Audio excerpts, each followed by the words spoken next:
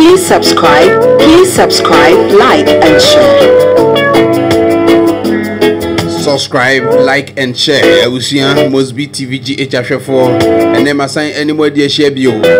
You be din komo 2024 election and no the Rubana medenam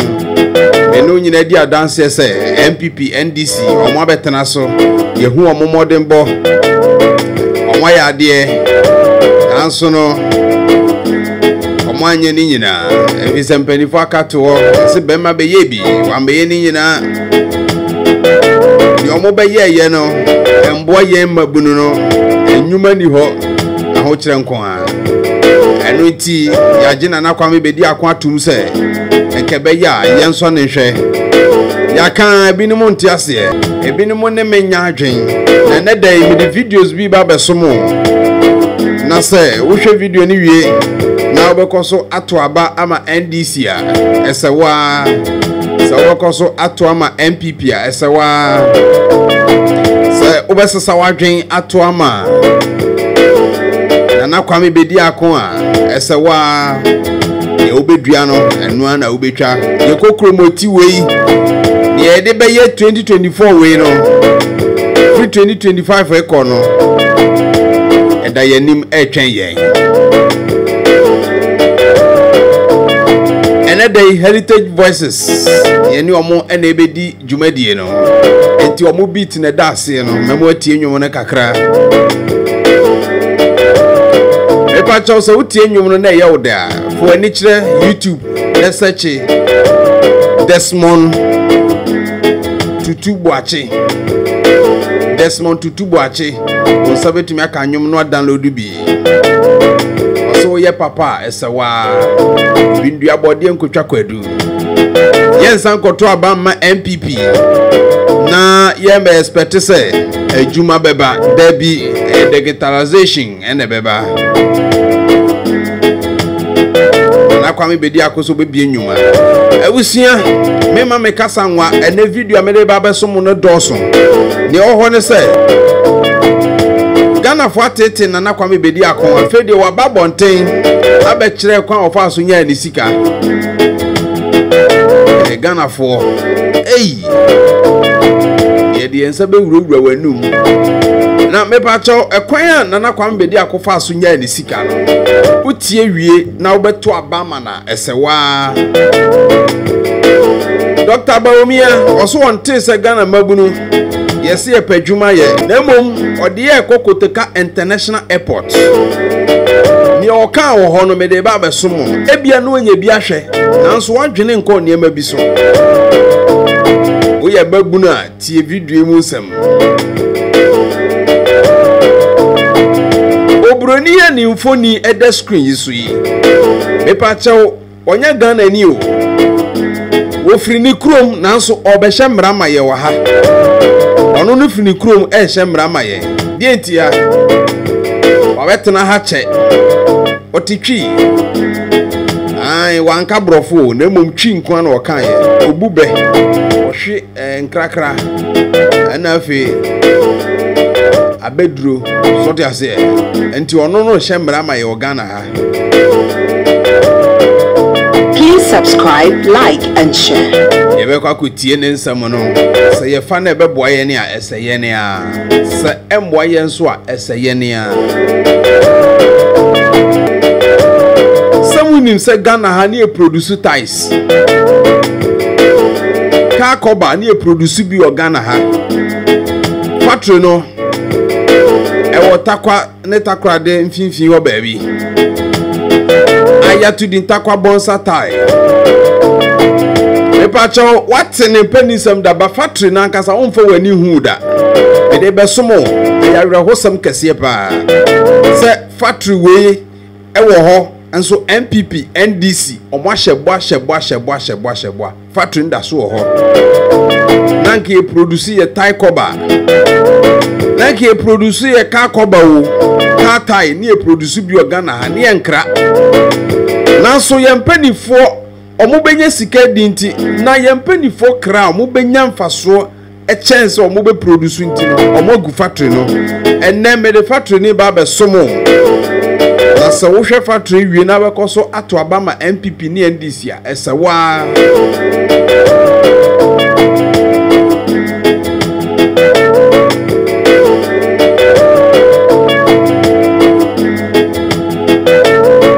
ebusia videos ne doso ntino me twa me ho abasisi a meba the videos ne ba abeso mo kama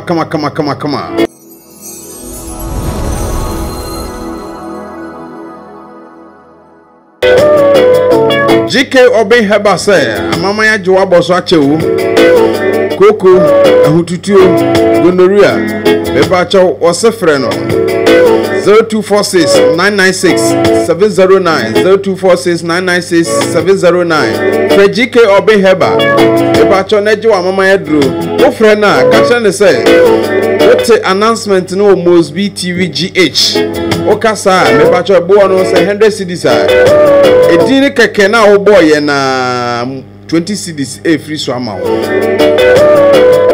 eba cho me mbode ru no kwa edro no minum bi enie we ya maman de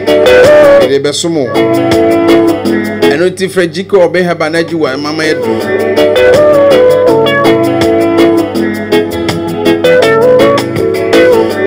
Please subscribe, like and share.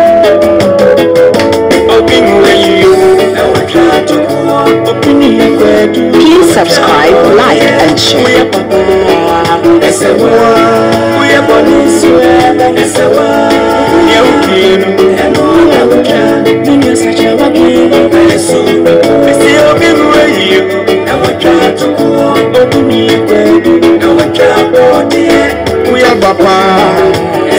So otu abapa esewa wanto abapa nso a esewa abusuan se na medikan ema wote wo ho asese ene videos ahodro a esefata na mede ba besomo na wa wohwe wie na obekoso aye wo ho NPP ni NDC a eye esewa kokromoti no se ye yusu ni year 2025 going ye benya so mfaso na se ye koso agigi sikafri amanyofo yi ho na yekoto ema wo mo a eseye ne a video edikan a mede ba beso mo no efri Dr. Bawumia and odiyen akọ Kotoka International Airport yeni kan kweti na ansa na no mesre Ghana for mahwefo montage Porsche sare boaten emame mene no won komo serious me hia ni serious me serious chan amachi dede empo enti mesre mo moma mensa enka minua ba no anase monka nche ne se Mosbee me hia ne dendenden for ejuma bi yentie Dr. Bawumia. In fact, before the end of this year, if you arrive in Ghana at Kotoka Airport, you don't even need to go to an immigration officer. We are putting together the e-gates. You put your Ghana card, it will open for you, and you pass and enter. The e-gates will come into work in Ghana before the end of this year. In Ghana, before the end of this year. Abusia, na enono Dr. Bawumia. Yetimamfo so Yesu say ye hia adwuma Dr. Bawumia mbie na no kan say factory bi ekoso Western region omu produce kube anwa wankasa factory bi ekoso ewo hia mpanika ye hyehye niam bi a ebetumi aboa oman no na emom ode akọ Kotoka International Airport enti wo a wo hwe me na woni akwanya say obekọ Kotoka International Airport wo bi no fa ho adwen na ebeboa me no mie no yenhwe awrehosam a me de free Western region ebremo efa taisa na e produce ewo Ghana ha na embisa ye ho se enti eyene na sa factory omutu mu ana dabi esi hu ache NPP abako NDC abako NPP abako NDC abako bebre factory ni da so sisi me no kase factory no emunsem enie Ghana ye widifu Ghana for ye widifu ene na monhwe hwe factory na wo hwe no Ghana for mabrochire Ghana for Ghana monhwe this giant factory na ba so hu factory ya wo hwe ye frɛ no bonsa ties and as a bonsa tie company limited eye Ghana dia eye Osajefo Dr. Kwame Nkrumah and his factory in 1963. No Osajefo sees factory or bonsa Western region. Now, purpose of this factory was to produce car tie, car tubes, any other rubber materials. Nani producing Hanum.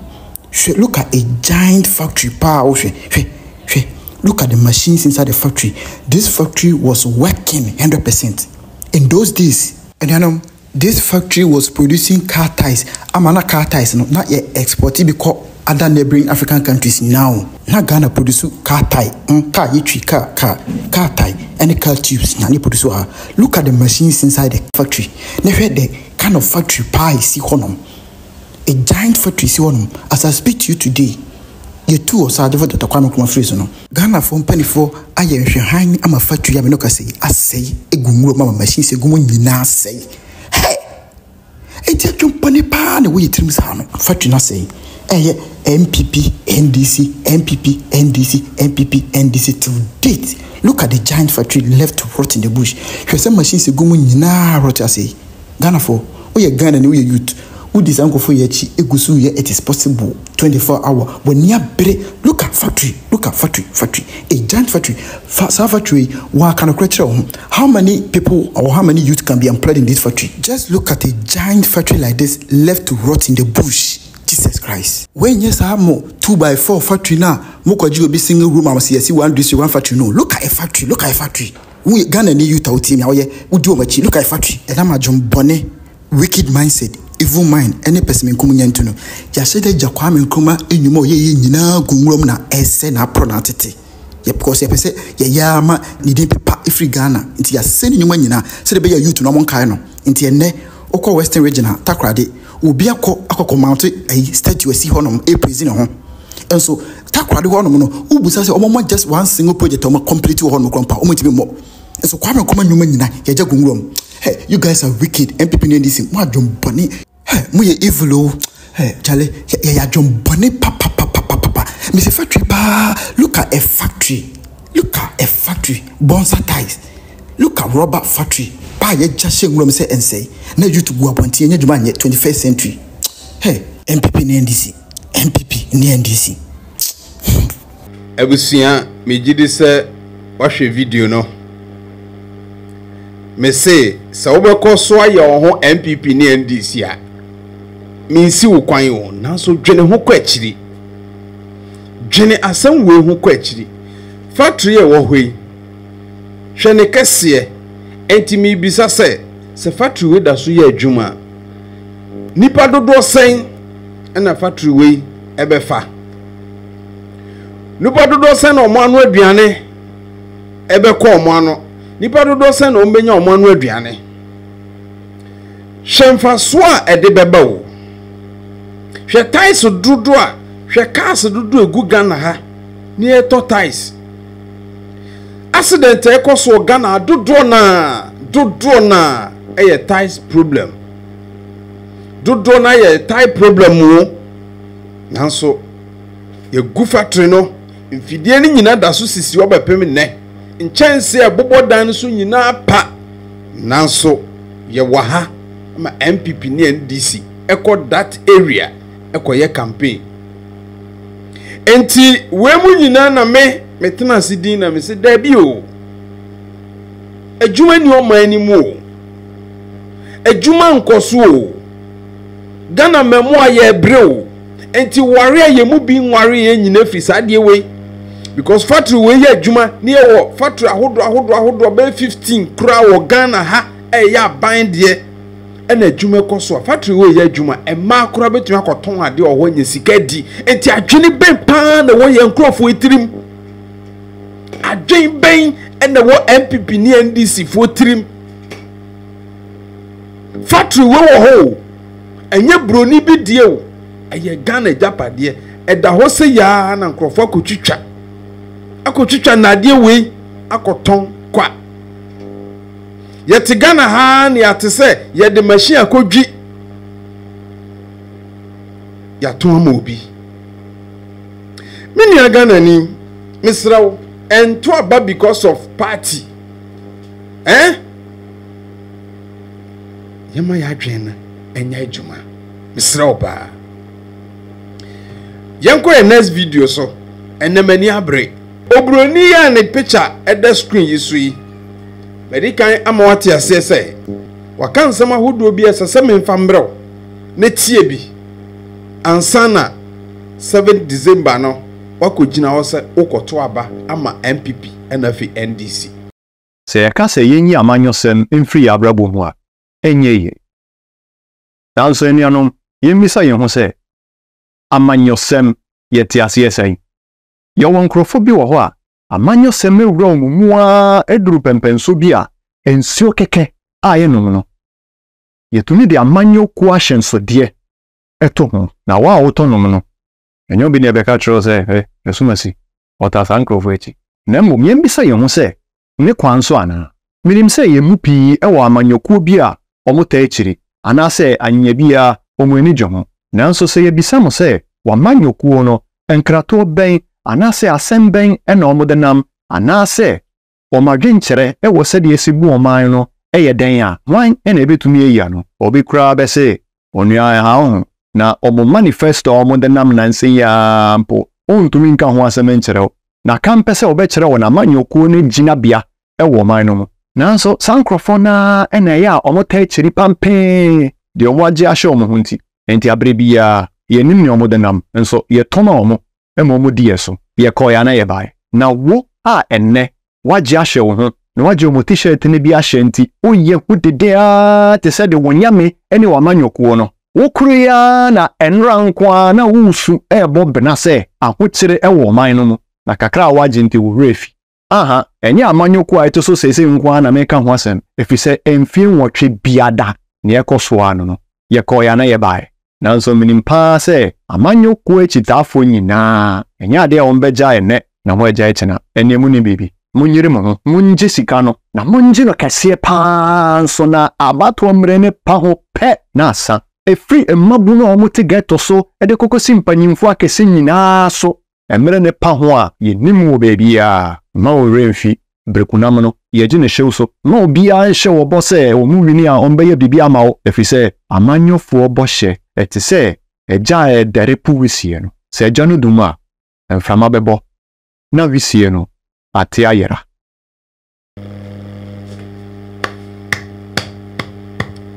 ebusia ni okasa yei ya nwone Ghana ha o si ewo ne Ghana ha kora na oye bruni wo bibini obia chale awose egume mote nyaminu na kan ye nyansasam ena odi atofo mesi video we on one share pa be ya me ya mesi unim NPP ni bi a share video we ma no sanso na unim NDC ni bi a share ma no enye omonko a any political party biara ma video we enko ne nkoto no